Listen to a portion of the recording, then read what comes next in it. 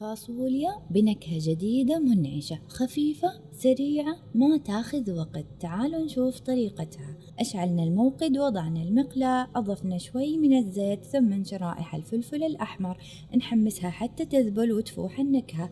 بعدها نضيف الثوم، قشر البرتقال، وهذا أهم سر لنكهة اليوم. ما ننسى الملح دائما.